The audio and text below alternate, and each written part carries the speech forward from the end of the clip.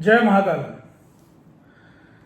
देखिए मित्रों, कल से जो सप्ताह शुरू हो रहा है 13 अक्टूबर से 17 अक्टूबर 2025 के लिए, उसमें किस तरीके का बाजार का आउटलुक रह सकता है, निफ्टी बैंक निफ्टी किस तरीके से परफॉर्म कर सकते हैं, हमें क्या लग रहा है एनालिसिस में, क्या उनके इंपॉर्टेंट लेवल हो सकते हैं, किस तरीके से आगे का प्लान करना चाहिए। ठीक है, ये सारा का सारा एनालिसिस आज फिर से हम संडे को इस वीडियो में करेंगे। तो एक बार सभी को फिर से एक बार जय महाकाल। दोस्तों, जैसा कि लास्ट वीक का मैंने एनालिसिस जो किया था उसमें तकरीबन मुझको ऐसा लग रहा था कि 2.5 दिन 3 दिन हम पॉजिटिव और 2.5 से 2 दिन का नेगेटिव सिनेरियो रहना चाहिए। बाजार ने उसको उस तरीके से परफॉर्म नहीं किया, या ये कहेंगे कि मेरी एनालिसिस उतनी बढ़िया टाइम को लेके नहीं निकली। और टाइम को लेके मैं हमेशा यही बोलता हूं कि टाइम एक आपको एज देता है, एक सहारा देता है। ट्रेड हमें लेवल पे ही करना है। तो जैसा कि मैं बार बार लेवल्स पे जोर देता रहा, और वीकली वीडियो के बाद में भी मैं जो डेली आपको एक शॉर्ट वीडियो के माध्यम से आउटलुक देता हूं इंट्राडे बेसिस पे, उसको आप सब लोगों ने बहुत सराहा है, बहुत सराहते हैं, बहुत मोटिवेट करते हैं। इसी के चलते अपने शेड्यूल में से मैं थोड़ा सा समय, आधा पौन घंटे सुबह को एनालिसिस करके फिर वो 1-2 मिनट का या 1 मिनट का वीडियो आपके सामने पेश करता हूं। तो वो 1 मिनट का या 2 मिनट का वीडियो नहीं होता है दोस्तों, उसके पीछे पूरा 1 घंटे की स्टडी होती है मॉर्निंग में, और उसके बाद में फिर उसका पूरा इंट्राडे सिस्टम जो मुझे लगता है, टाइम और लेवल, वो सब मैं आपके साथ अपडेट करता हूँ। और आप लोग उसको इतना ज़्यादा लाइक भी कर रहे हैं और मुझे अप्रिशिएट कर रहे हैं, इसके लिए आपका धन्यवाद। संडे वीडियो भी आप बहुत अच्छे से देखते हैं, इसको भी लाइक करते हैं, चैनल को सब्सक्राइब कर रहे हैं, इसके लिए फिर से एक बार धन्यवाद। लेकिन एक रिक्वेस्ट है कि during the days, trading days, Monday to Saturday, अगर मैं कोई भी लर्निंग वीडियो डालता हूं तो प्लीज उसको भी उतना ही लाइक और सब्सक्राइब कीजिए और उसको देखिए। बीच बीच में बहुत मेरा मन होता है कि मैं कुछ लर्निंग वीडियो डालूं, जैसे कि आपको बहुत लोगों को जो बहुत बेचारे अभी बिगनर हैं, भाई हैं हमारे, उनको profit after tax, profit before tax, earning before interest and tax, जिसको आप ईबीटा बोलते हैं, ईबीआईटी, ईबीटा, ईबीटी क्या हैं, किस तरीके से उन्हें देखें, किस तरीके से उन्हें कैलकुलेट करें, टेक्निकल ट्रिगर्स जैसे होते हैं बाजार में, चार्ट पे जिस तरीके से हमें रीड करना चाहिए, वो सब मैं सोचता हूँ कई बार उनके ऊपर छोटे छोटे वीडियोस आपके साथ शेयर करूँ। लेकिन क्योंकि मैं ज़्यादातर देखता हूँ कि इस वक्त अब पब्लिक को कोई ना तो समझना है, ना लर्निंग है, कुछ नहीं है।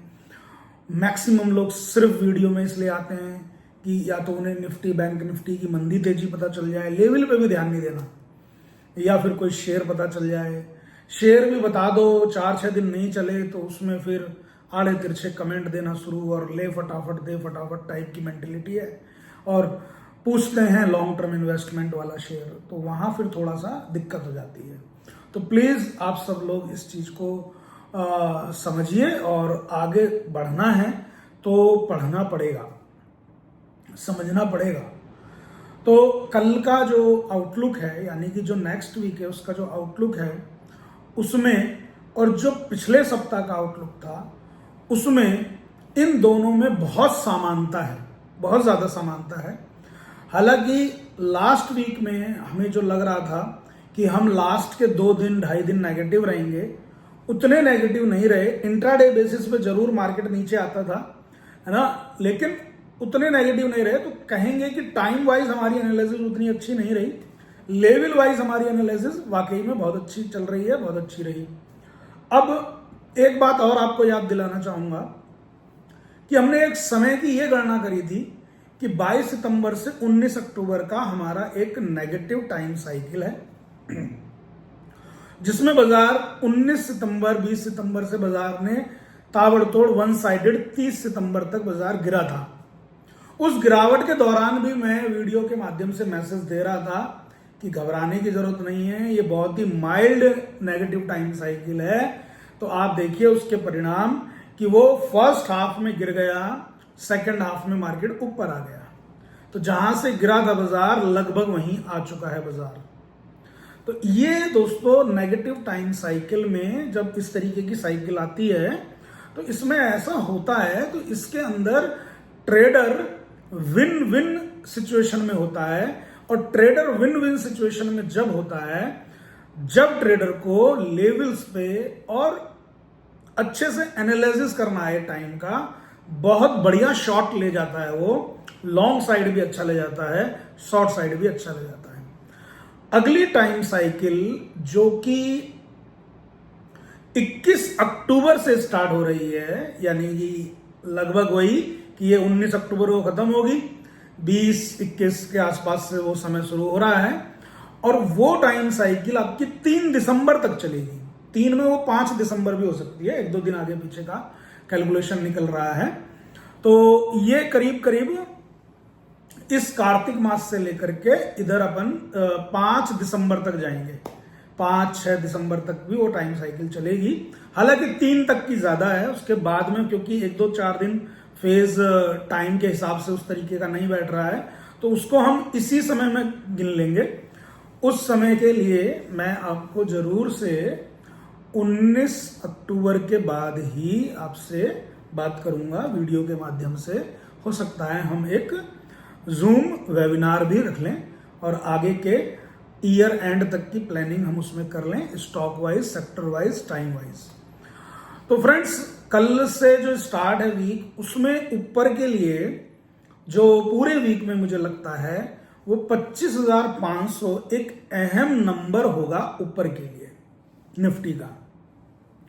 यदि किसी भी वजह से हम 25,500 के ऊपर क्लोज कर जाते हैं तो 25,750 इमीडिएटली जाते हुए नजर आएंगे। 25,500 के ऊपर जाने के चांस 40% हैं। 25,500 और उसके नीचे ट्रेड करने के चांस 60% है पूरे वीक में। इस वीक के लिए एक अब इंपॉर्टेंट सपोर्ट 25,150 बन गया है, 25,150। ये एक इंपॉर्टेंट सपोर्ट के तरीके से काम करेगा। 25,150 को तोड़ते हैं तो 25,000 पे यदि बाजार मिले आपको या 24,800 पे मिल जाए, सरप्राइज नहीं है क्योंकि वॉलेटिलिटी ज्यादा है इस वीक में वॉलेटिलिटी ज्यादा है, इसलिए मैं बता रहा हूं। तो अगर हम 25,000 या 24,800 के आसपास आते हैं तो ये बाय ऑन डिप का बाजार होगा। अब ये बाजार बाय ऑन डिप का होगा, मतलब यहां पे खरीदारी ही होनी है, बिकवाली नहीं होनी है। तो इस सप्ताह का आप इस तरीके से मजा ले सकते हैं, आनंद ले सकते हैं। बहुत ही बढ़िया वीक हो जाएगा ट्रेडर के लिए। अब कुछ ट्रेडर्स ने, कुछ भाइयों ने, बहनों ने हमसे सवाल पूछा था कि सर आपने अब से सही 1-1.5 वर्ष पहले जुलाई 2024 में, अप्रैल 2024 में आपने चांदी के बारे में ये बताया था, सिल्वर के बारे में बताया था कि चांदी 1 लाख हो जाएगी। ये तो 1 लाख के भी पार हो गई। तो देखिए वो मिनिमम टारगेट थे कि वो 1 लाख हो जाएगी करके, तो वो 1 लाख का तो आपने कर लिया ना, डबल हो गया ना पैसा वहां पे। अब 3 गुना हो गई चांदी। आपने गोल्ड में भी बोला था तेजी रहेगी, तो गोल्ड भी तेज हो गया, बिल्कुल हो गया जी। महाकाल की कृपा है, हम केवल एनालिसिस करते हैं, हो सकता है हम गलत भी होते हैं। अब आपने क्योंकि सवाल पूछा है तो हो सकता है मैं इधर गलत हो जाऊं। मुझको एक बार सिल्वर में 15 से 20% का नीचे के साइड रिट्रेसमेंट दिखता है। ठीक, लॉन्ग टर्म में अभी तेजी बरकरार है।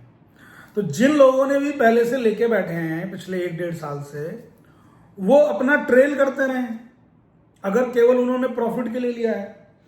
अब किसी का इमोशनल इन्वेस्टमेंट है गोल्ड को लेके, बच्चे की शादी के लिए या कुछ सिस्टर की शादी के लिए, डॉटर की शादी के लिए, ऐसे कुछ इमोशनल इन्वेस्टमेंट है, तो आप उसके लिए तो फिर क्या ही बात है, उसको तो होल्ड ही करना है, वो थोड़ी ना बेचेगा।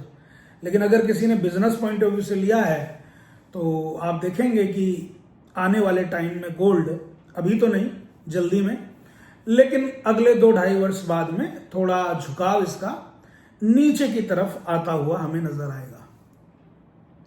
आपको मैं याद दिलाना चाहूंगा 2020, 21, 22, 23 में इन दिनों में आरबीआई के सोवियर गोल्ड बॉन्ड आए थे और उन सोवियर गोल्ड बॉन्ड की मैच्योरिटी जो है वो 2028, 29, 30 के आसपास है, 31, 32 में भी है, क्योंकि 8 साल का लॉक इन पीरियड होता है उसमें। जब उनकी देनदारी आएगी तो बाजार में एक बार गोल्ड के रेट थोड़े से चरमराएंगे, थोड़ा सा रहेगा मामला। फिर उस तरीके के वहां पे सेंटीमेंट भी हैं, सूर्य की डिग्री बदलेगी तो उसमें थोड़ी चमक को कम पैदा करेगा सोने में, तो वहां पे भी थोड़ा सा रहेगा उस समय पे। अभी जल्दी में कोई भी ऐसी बीमारी सिल्वर या गोल्ड में नजर नहीं आ रही है। तो आपने पूछा, मैं समझता हूं आपका जवाब मैंने ठीक दिया होगा। अब ज्यादा जवाब सवाल मैं नहीं बता सकता इस वीडियो में ही, बहुत बड़ा वीडियो हो जाता है फिर, और फिर आपकी टीका टिप्पणी होती है। जिसके मन मुताबिक जवाब ना मिले वो बोलेगा नहीं ऐसा नहीं, ऐसा होगा। अरे होगा तो ठीक है, मुझे मत समझाओ, अपने पास ही रखो अपना जो है ये जो भी आपका तामझाम है, मेरे को मत समझाओ। अब फ्रेंड्स यहाँ पे मैंने एक बात और बोली थी आपसे, मैं मार्केट की एनालिसिस पे ही आ रहा हूँ। आई होप दैट कि निफ्टी की एनालिसिस आपको पूरी मिल गई। कल बाजार सोमवार के दिन यदि फर्स्ट हाफ में नेगेटिव होता है, जिसके चांस ज्यादा हैं, तो ये पूरे दिन नेगेटिव नहीं रहेगा। ये करीब 12:35, 12:30 के आसपास से संभलना शुरू हो जाएगा और करीब 2:45 के आसपास एक अच्छा संभलता हुआ भी हमें नजर आ सकता है। तो बाजार इस तरीके का रहेगा। सोमवार, मंगल में भी बाजार अप डाउन में अप ही रहना चाहिए और बुधवार में भी बाजार अप डाउन में अप ही रहेगा। और बाजार में नेगेटिव बार बार होगा इंट्राडे में, लेकिन बाजार कभी भी अगर 25,150 आता है वहां बैठना है आपको बाय करके। 25,000 आता है तो बहुत ही बढ़िया है। बस इसी तरीके का एनालिसिस ये है। पिछले सप्ताह मैंने गैर सरकारी बैंकों में थोड़ी मंदी और सरकारी बैंकों में तेजी के मैंने आपसे थोड़े से अपने विचार प्रकट किए थे। तो यहां पे अभी भी सरकारी बैंक ज्यादा मजबूत आ रहे हैं निकल के, और छोटे बैंक ज्यादा निकल रहे हैं बाहर, जैसे कि इंडियन बैंक है, आपका कैनरा बैंक है।